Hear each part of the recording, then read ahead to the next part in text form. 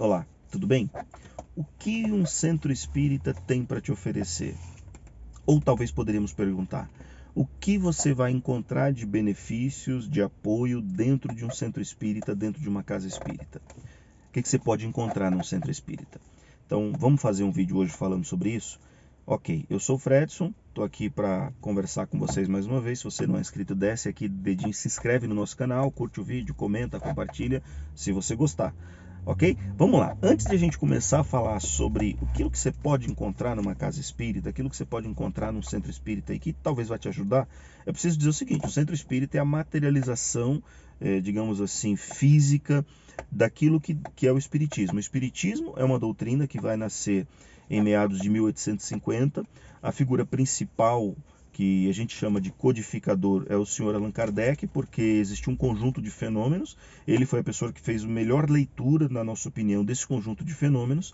E além de fazer essa melhor leitura teórica e prática desse conjunto de fenômenos, que eram os fenômenos de origem espiritual, com efeitos físicos, ele também conseguiu orientar, organizar um conjunto de ensinamentos que vinham dessas inteligências extracorpóreas, que nós chamamos de espírito, e organizou didaticamente, organizou metodicamente esses conhecimentos para que nós pudéssemos estudar. Tá bom? Então, basicamente, o espiritismo tem essa origem. E o espiritismo é o quê? Vamos lá, o que é o espiritismo? A gente tem uma frase que define o que é o espiritismo, escrita por Allan Kardec no livro O que é o Espiritismo. O espiritismo é a ciência que estuda a origem, a natureza e o destino dos espíritos, bem como a relação existente entre o mundo material e o mundo espiritual. Eu repito, ipsis literis, o espiritismo é uma ciência que estuda a origem, a natureza e o destino dos espíritos, bem como a relação existente entre o mundo material e o mundo espiritual. Então essa é a definição. Para que serve o espiritismo? Qual é o objetivo principal do espiritismo na Terra? A gente vai encontrar quando a gente lê em Allan Kardec no Evangelho segundo o Espiritismo o que ele diz que é o verdadeiro espírita. Porque assim, se eu entender o que é o verdadeiro espírita na opinião de quem estruturou o espiritismo, eu vou entender para que o espiritismo serve. E ele vai dizer o seguinte: reconhece-se o verdadeiro espírita pela sua transformação moral e pelos esforços que emprega para dominar as más inclinações, os vícios, os defeitos e coisa e tal. Se reconheceremos o verdadeiro espírita pela sua transformação moral, o espiritismo está aqui para isso, para nos ajudar a melhorar intelecto moralmente. Portanto, é simples, o espiritismo é uma ciência que estuda o quê? O espírito, a origem, a natureza e o destino, e a relação que a gente pode ter entre o mundo material e o mundo físico. Estuda isso para quê? Para nos oferecer um conjunto de informações didaticamente organizadas que sirvam para a nossa educação moral. Então, o objetivo do espírito é crescer, o objetivo do espiritismo é nos ajudar a crescer espiritualmente. Dito isso, esse deve ser também o objetivo da casa espírita. Agora, antes de entrar nos pontos específicos daquilo que você vai encontrar numa casa espírita, me permitam fazer aqui uma parte de um minutinho mais ou menos, um pouquinho mais talvez, sobre o que você não deve encontrar numa casa espírita. E aqui, nas palavras de Allan Kardec, a casa espírita, o grupo espírita não é uma igreja, tá? Portanto, você não vai ter um sacerdote. E aqui não está nenhuma crítica às igrejas, tá bom, gente? A gente não é a ideia criticar a igreja. É só para dizer que... Porque as pessoas estavam confundindo, achando que era mais uma igreja, mais uma religião. Não que o espiritismo seja ou não seja uma religião, isso é uma discussão para um outro vídeo. A gente fala disso em outro momento, a gente vai poder falar disso. Prometo para vocês. Mas ele não tem as características da religião convencional. Não tem uma igreja, não tem uma estrutura hierárquica dentro da igreja, não tem uma estrutura hierárquica sacerdotal dentro do templo. No templo você não vai encontrar elementos materiais que sejam indispensáveis para a realização do culto, do contato com o sagrado. A nossa contemplação do sagrado, o nosso contato do sagrado se dá de maneira muito simples, através da prece, através da meditação, através dos esforços da reforma íntima, através dos estudos que a gente pode fazer da moral do Cristo, oferecida em foco por Allan Kardec, numa luz tremenda, e do conhecimento de um modo geral que o Espiritismo nos oferece, como tudo aquilo que está no Livro dos Espíritos, no Evangelho, no Céu, perdão, gente, tudo aquilo que está no Livro dos Espíritos, no Livro dos Médiuns, Evangelho segundo o Espiritismo, Céu, Inferno e Gênesis, que são 5 livrinhos básicos. Tem mais uma porção deles, depois a gente fala sobre isso. Então, o que não vai ter dentro de uma casa espírita? Você não vai encontrar velas, você não vai encontrar músicas rituais, você não vai encontrar uma sequência de falas obrigatórias para que o ritual aconteça, para que o sagrado aconteça. Você não vai encontrar o ritual, a própria presença do ritual do ponto de vista sacro, do ponto de vista do sagrado. Tem um ritual? Tem, porque tem uma ordem de coisas, ou seja, tem um rito. Então, nesse sentido, lá no original da palavra, existe um ritual que normalmente é recados, prece de abertura, palestra, prece de encerramento e o passe ou qualquer tratamento que seja que a casa ofereça, às vezes nem oferece, encerra uma palestra. Então, é uma sequência lógica que se repete todas as vezes que a casa abre em determinado dia da semana, portanto, isso não deixa de ser um rito, mas não é um ritual do ponto de vista sagrado. Ah, se alguma coisa não acontecer, falhou, a minha expressão de religiosidade falhou. Não, não é assim. Então, não tem um ritual, não tem hierarquia dentro, o palestrante não é melhor do que a pessoa que reabastece o copinho de água, o dirigente não é melhor do que o frequentador, o médium não é melhor do que quem está recebendo um passe, ok? Não encontro isso numa casa espírita ou não devo encontrar isso numa casa espírita. Agora vamos para a parte principal. O que eu vou achar numa casa espírita? O que eu posso encontrar numa casa espírita? Deixa eu fazer uma outra parte. Por que a gente vai para uma casa espírita? Qual seria o ideal? Poxa, eu ouvi falar de espiritismo, fiquei curioso, quero aprender, quero entender como é que é isso e vou. Existem esses casos? Existem, mas ele é um caso de exceção. A maioria das pessoas vão para a casa espírita por dois motivos. Alguma doença, está perdendo as esperanças do ponto de vista da medicina convencional, da medicina tradicional, e a gente não vai falar aqui nada que desmereça a medicina, nem poderíamos, né? Nunca se sugere que uma pessoa abandone um tratamento, isso não se faz dentro de uma casa espírita, mas por conta da doença, algum amigo me falou, olha, um amigo me falou, olha, tem uma casa espírita que tem um médium de cura, tem um trabalho que ajuda a fortalecer a saúde, você não quer ir, eu te levo e tal. Aí a pessoa vai. Às vezes até não gosta, às vezes até tem preconceito, não tem problema, a pessoa vai. Uma grande parte de pessoas vai para a casa espírita por isso. Uma outra parte, que eu imagino ser a maior, não estou falando de estatística, estou falando de percepção pessoal, é por alguma questão espiritual. Tem alguma coisa acontecendo, né? Tem alguma presença espiritual me incomodando, eu estou irritadiço, está tendo muita briga em casa, ou alguém me deixou e eu acho que isso é por algum trabalho espiritual. Enfim, por alguma coisa que a gente considera uma certa desordem espiritual, alguém sugere, busca uma casa espírita, lá eles vão te ajudar, talvez você converse com alguma entidade, ou talvez você receba lá um tratamento de desobsessão, vai te ajudar. Então a pessoa muitas vezes busca por isso. E aqui eu entro no ponto principal. O que a casa espírita tem para te oferecer? Então vamos supor que você... não vou nem falar do primeiro grupo, que é o mais importante, mas é um caso ainda de exceção. E a gente pretende falar bastante dele em outros momentos. Vamos falar do segundo momento, do segundo grupo, que é o grupo de pessoas que está com algum tipo de doença. Tá? Jesus tem uma fala que vai servir para os dois. Tem um conjunto de falas, na verdade são 3 falas. Pedi, obtereis, batei, abri-se-vos-á, buscai e achareis. Então, o fato de você ir buscar já é um ponto positivo, já te abre portas, metaforicamente falando, já te abrem portas espirituais para que você seja beneficiado de fato. Então, a sua fé, a sua busca, o seu esforço de ir atrás é o primeiro passo para conquistar alguma coisa de positivo. Ponto positivo. O que você vai encontrar na casa espírita se você for buscar? Se a casa espírita for séria, do ponto de vista de tratamento para a saúde, vai ter lá um grupo de pessoas que faz um trabalho de passes, um trabalho de assistência espiritual, de magnetização das águas. O pessoal chama de fluidificação de água, mas a água já é fluídica, porque fluido é aquilo que flui.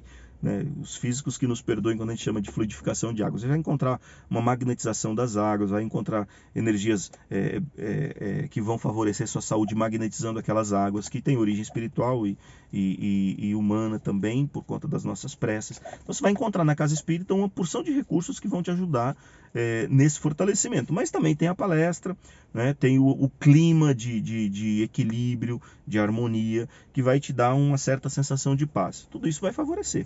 Né? Até que ponto? A gente não sabe.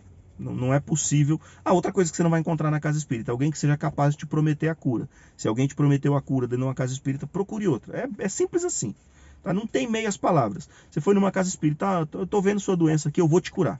Pode deixar comigo, joga aqui no peito que eu vou te curar. Essa pessoa falou isso para você, procura outra casa. Está desesperado, você está sem esperança? Tudo bem, faz o que você achar melhor. mas a minha sugestão é procura outra casa. Isso vale para as duas coisas, para isso, para problemas de ordem de obsessão espiritual, coisa e tal. Então, uma casa bem estruturada vai ter lá um ambiente dedicado ao trabalho para a saúde. Você vai encontrar antes de... Você não vai chegar lá e fazer um tratamento para a saúde, você vai encontrar uma palestra, uma orientação, uma aula, uma prece, uma conversa. Depois disso, você vai fazer um tratamento para a saúde que pode envolver diversas técnicas.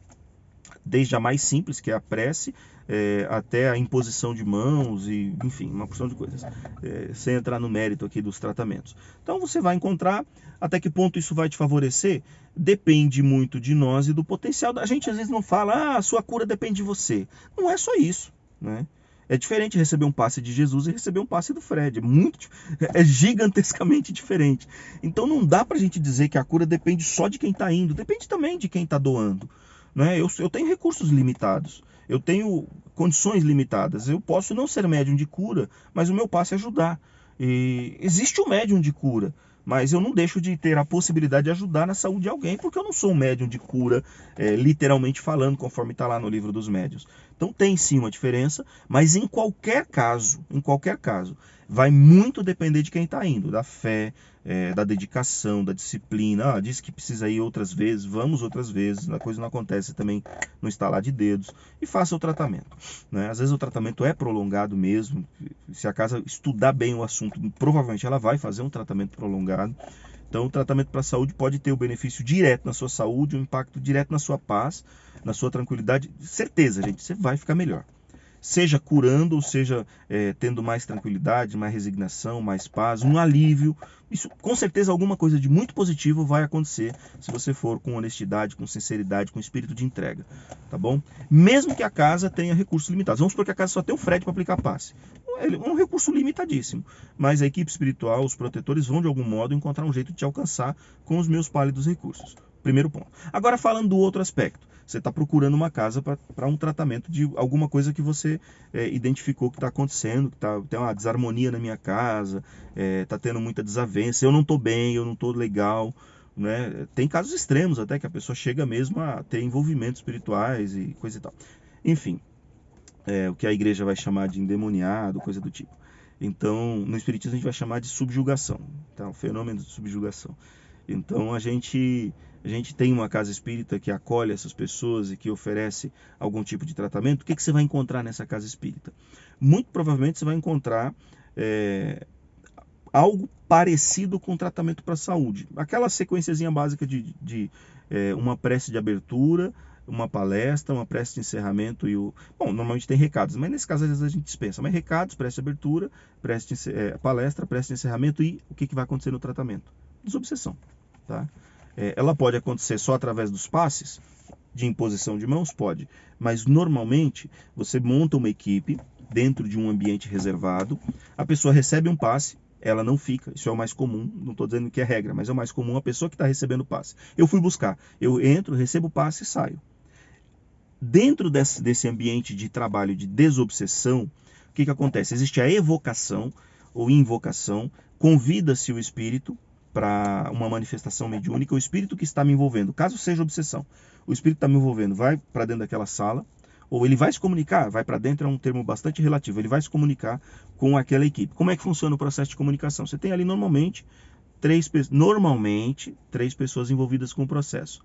Um médium, que a gente chama de médium psicofônico, o pessoal costuma chamar de médium de incorporação, Erasto vai chamar de alguém que vai se mediunizar, mas é psicofonia, é o fenômeno da fala, o espírito vem, envolve o médium e fala através do médium. Você vai ter uma segunda pessoa, que é quem vai dialogar com o espírito, tem vários nomes, desde doutrinador até dialogador, né? Você vai ter o médium, a pessoa que vai dialogar com o espírito e alguém de fora para dar um suporte, se for necessário, um coordenador ou coisa do tipo. Tá? Então você tem essa figura. O que acontece ali dentro? É simples. Uma conversa. Por que você está perseguindo aquele irmão ou aquela irmã? Ele me prejudicou, na outra encarnação ele fez isso, fez aquilo e tal. Mas tá bom para você? Vai ser uma conversa. Eu vou tentar entender quais são os motivos, a motivação do desencarnado em perseguir. E a gente vai falar sobre perdão, sobre paz, sobre equilíbrio, sobre felicidade. Porque enquanto ele estiver nesse processo, ele não é feliz, ele não tem paz, ele não tem tranquilidade. Honestamente, ele não está satisfeito com a situação. Então, o trabalho em torno do perdão é importante. Isso acontece de um dia para o outro? Muito raramente em uma reunião você resolve um problema de obsessão. A não ser quando o espírito já está cansado. Acontece também, o espírito já está cansado e tal, ainda está por ali, mas uma conversa, um convite para um lugar diferente, ele aceita. Isso é raro. A maior parte dos casos leva algumas semanas, algumas reuniões, algumas sessões mediúnicas. E aí o espírito vem algumas vezes. Ah, Fred, o espírito não quer ir. Em algumas ocasiões é um convite, em outras ocasiões o espírito vai compulsoriamente. Né? Escolhas têm consequências, gente. Quando a gente fala um negócio desse, fica parecendo que a gente está obrigando a pessoa a perdoar. Não é isso. A gente não trabalha forçando o espírito a nada. Por isso mesmo que normalmente as desobsessões duram várias sessões mediúnicas. A gente não chega lá e impõe força. O espiritismo não trabalha desse jeito. Você tem que fazer isso, não vou deixar mais. Um espírito protetor não faz isso. Ele não proíbe nada. Ele pode... Tem várias coisas que podem acontecer, a gente pode aprofundar esse assunto depois. Mas, na essência, é um diálogo. É um diálogo. Agora, quando a gente fala que em algumas ocasiões ele é levado compulsoriamente para uma reunião mediúnica, e não é raro isso acontece com bastante frequência, não é porque existe uma, vamos dizer assim, uma anulação do livre-arbítrio, é porque escolhas têm consequência. Ele usou o livre-arbítrio na perseguição, e por uma consequência disso ele precisa ter uma conversa com alguém que vai tentar entender o que está acontecendo. Isso é uma consequência, escolhas têm consequências. Se eu furar a mão eu sinto dor, e não tem livre-arbítrio que tire a dor de mim. Né? Tem analgésico, mas livre-arbítrio não. Se eu furar, eu sinto dor. Eu furei, a escolha, a consequência é a dor. Então, ele às vezes vai compulsoriamente. Mas chegando na reunião mediúnica, ele vai receber essa conversa. É o evangelho terapia. É o espiritismo terapia. A pessoa vai entender o perdão, vai entender o amor ao próximo através do evangelho, através da doutrina dos espíritos, vai compreender a reencarnação com profundidade, se o doutrinador estiver ali bem engajado, se houver espaço para esse tipo de conversa. Ele vai muitas vezes perceber que ele foi prejudicado. A gente vai falar aqui em 2 encarnações. Nessa ele lembra que ele foi prejudicado naquela. Só que talvez na anterior ele foi o algoz, ele foi quem prejudicou. Então ele vai perceber que é um círculo vicioso. Normalmente a obsessão é isso, é um círculo vicioso. Eu prejudico porque eu me lembro que o outro me prejudicou. Agora eu nasci de novo, eu esqueci, o outro me prejudica e vira um círculo vicioso. Sugiro que vocês leiam a história que os espíritos contaram do Hermínio Corrêa de Miranda. Começa lá pelo Diálogo com a Sombra, vocês vão ter uma porção de informações que vão mostrar com muita clareza porque isso é um círculo vicioso. Eu não vou conseguir explicar isso em alguns segundos. Mas dentro de uma casa espírita eu vou encontrar normalmente esse tipo de coisa. E chegando numa casa espírita, como é que vai ser quando eu chego numa casa espírita? Independente da razão que você for numa casa espírita, você tem 2 coisas que você pode fazer no primeiro dia que você vai numa casa espírita. Ó, eu vim aqui para conhecer, eu quero assistir a palestra. Você vai assistir a palestra, acabou a palestra. Você quer receber o passe? Quero, então recebe o passe. Você não quer, também não tem problema, não precisa. Pode ir para casa. Gostou, não gostou e tal, tá tudo bem. Então é simples assim. Agora, existe uma segunda maneira de ir numa casa espírita. Eu estou indo porque eu estou precisando de alguma coisa. E eu queria já começar a receber algum tratamento. Então você vai para uma sala reservada, com privacidade, conversar com alguém. Algumas federativas vão chamar isso de DEPOI, que é o Departamento de Orientação e Encaminhamento. 3 letras, 3 não, 4, né? É o Departamento de Orientação, DEPOI, Departamento, DEP de Departamento de Orientação e Encaminhamento, DEP-OI. Departamento de Orientação e Encaminhamento. Lá na Bahia, o grupo que faz o trabalho da equipe Manuel Filomeno de Miranda tem alguns livros e um deles chama-se Atendimento Fraterno. Então, algumas casas adotaram esse nome, ao invés de DEPOI, né, Departamento de Orientação e Encaminhamento, chamam de Atendimento Fraterno. Qual a diferença? O nome. Na prática é a mesma coisa. Você procura a casa. Ó, eu queria conversar que eu estou com um problema. Tem aquela sala, dentro daquela sala tem alguém lá que vai conversar com você. Aí você vai para aquela sala, é como se fosse um confessionário. Você vai se abrir para a pessoa e a pessoa vai te orientar. Aquela conversa é uma conversa privada, não é sigilo completo, deve ser assim. E aquela pessoa vai preencher um encaminhamento para os seus tratamentos. Ela vai colocar num papelzinho, num cartãozinho o seu nome, o dia que você vai frequentar, que tipo de tratamento que você vai fazer. É para saúde, é para desobsessão, é por alguma outra razão? Vai lá colocar. Normalmente é assim, não tem padrão? Não tem, mas normalmente tem essa fichinha. Então, basicamente, a primeira coisa que vai acontecer é isso. O que você não vai achar numa casa espírita que pode te assustar? Você não vai ver espírito porque você entrou na casa espírita. Você pode estar vendo espírito e continuar vendo lá dentro. Mas você não vai passar a ver porque você entrou numa casa espírita. Você não vai começar a ter uma porção de problemas porque você foi na casa espírita. Não tem demônio na casa espírita. Não tem fenômeno mediúnico público. Normalmente não tem um fenômeno mediúnico público que vai poder te assustar quando você entra na casa espírita. Então, uma casa espírita é um ambiente tranquilo, é um ambiente público, entre aspas, né, que está aberto para o público, não é um público no sentido que todo mundo é dono, mas no sentido de estar aberto. É um ambiente em que você vai... A primeira vez que eu fui na Casa Espírita, eu fiquei procurando para ver aquela fenomenologia toda que eu imaginei, no meu imaginário, que teria numa Casa Espírita. Não tinha nada daquilo que eu imaginei. Sabe o que tinha na Casa Espírita quando eu entrei? Uma cadeira para eu sentar, uma pessoa que fez uma prece, outra pessoa que fez uma palestra bacana, inclusive, né? Depois da palestra me perguntaram se eu queria receber o passe. Eu queria lá receber passe, eu sabia do que se tratava isso, né? Alguém vai e passa em mim, eu sei lá. Não quis. Passei um mês indo, porque eu gostei da palestra. Fez muito sentido para mim. E vai acontecer com você também, se você for. E aí eu recebi lá o passe, na quarta, quinta vez que eu fui, percebi que não tinha nada demais. Sabe o que era o passe? A pessoa pôs a mão na minha cabeça, alguém fez um Pai Nosso. Pedimos aos irmãos e às irmãs que vieram receber o passe que fechem os olhos e pensem em Jesus. Eu fechei fiquei com o outro aberto. Pensem em Jesus. Aí eu levei meu pensamento, fiquei em prece lá com o olho aberto, um pouco com medo, que foi a primeira vez. Alguém pôs a mão em cima da minha cabeça com uma relativa distância e a outra pessoa fez um Pai Nosso. Pai Nosso que estás no céu, santificado seja o teu nome. Uma prece tranquila.